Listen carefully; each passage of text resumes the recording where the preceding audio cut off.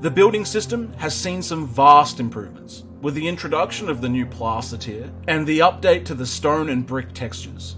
We have added a large variety of new roof meshes, as well as new doors and gates for all tiers. Work on decayed visual states has begun. Our stone exterior walls have been completed and are ready for testing. We have added new physics to our hair models, as well as adding a couple more options for people to choose from. All clothing now has a default color scheme that can be changed in your inventory. A new range of Tier 0 primitive weapons have been added.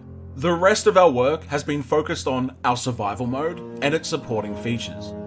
Players now spawn into the safe zone. Here you can practice the combat without the fear of losing your gear, as well as buying and selling items to vendors.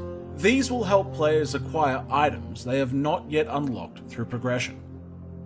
Our progression system is now ready for testing, with the addition of the research bench. This grants access to the tech tree.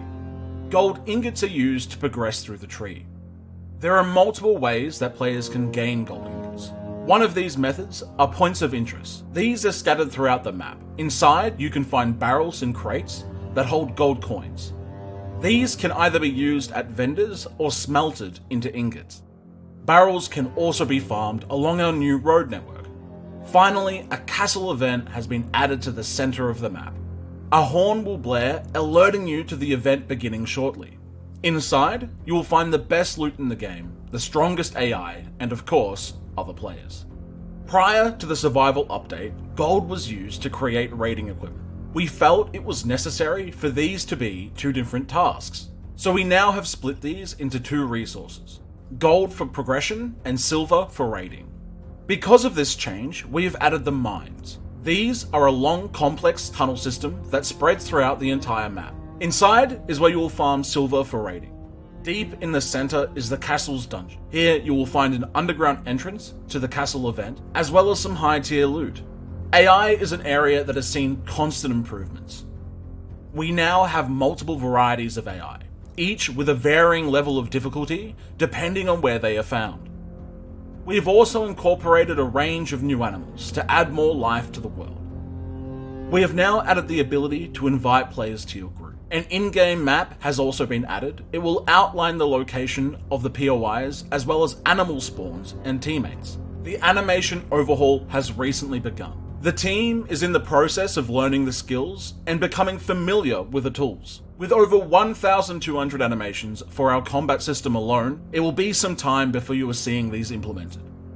I am very happy to announce we are now entering into our final stage of testing, Survival Alpha. We truly can't thank you all enough for making this game a reality. Access to testing can still be acquired through our website. Sadly, we have reached our limit of testing keys on Steam. Because of this, we will now be running our tests through our own launcher until we are ready for early access. The entire team has had their heads down for the past few months working on the Raid module and its supporting features.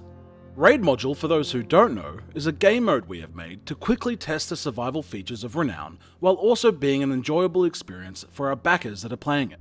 Two teams spawn into our raid map on opposing ends. Players work together to gather resources, build their castles, craft weapons and armor, and progress through the tiers until finally raiding the enemy team in the hopes of destroying their banner to secure the victory.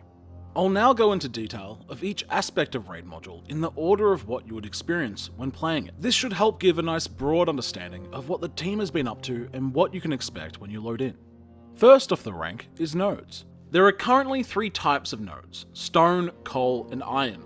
Each time a node spawns, there is a chance that it will contain a varying amount of gold, and this is visually depicted by smaller or larger gold veins on the surface depending on the amount it holds. Gold is the resource that allows you to progress through the tiers in Raid module. Smelted in the furnace, the gold ingots are used to upgrade your workbenches, as well as being a material for crafting raid equipment.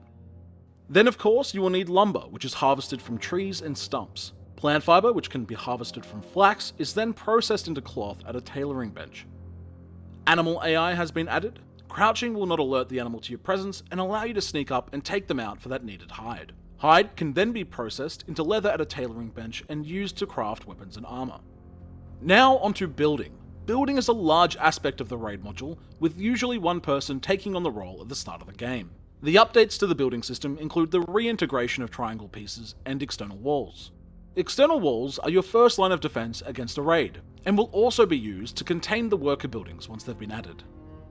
Once your base has been created, it's time to start progressing through the tiers to craft better weapons and armor. Crafting and processing is handled through your workbenches and furnaces. There are 3 tiers, and each requires better resources per upgrade. You are going to need some place to store all the items you have either created, gathered, or stolen. Armor and weapon stands allow players to quickly equip items, and its contents are shown visually. And of course we have crates for bulk storage and shelves to place them on. Bedrolls have been added, allowing players to respawn at a location of their choosing. It can get dark in the depths of your castle, so we've added a torch that can be held in your offhand and placeable torches for your base. Banners handle your land claim. Inside the Raid module, each team begins with one already placed, and it can be moved at the cost of gold. Outpost banners can be crafted to make forward operating bases or raid bases should you feel so inclined. Bows, crossbows, and thrown weapons have been added. Currently, players have access to shortbows, longbows, warbows, and crossbows, as well as javelins and throwing axes. The range mechanics are very much a work in progress, and their functionality will be constantly changing until they are in a good spot. Last but not least, we have raiding. Currently, we have 2 types of raiding equipment implemented. These include iron and steel handheld battering rams and catapults. The large battering ram and trebuchet are next on our list to be implemented. We are also happy to announce that Raid module has now entered alpha. That means anyone with loyal supporter or above now has access. That just about covers everything the team has done in regards to the Raid module. There is a lot more we have to show, but we will save that for the next video. As always, thank you to our backers and dedicated mod team for supporting the development of Renown. We could not do it without you. Thank you for watching, and we'll catch you in Raid.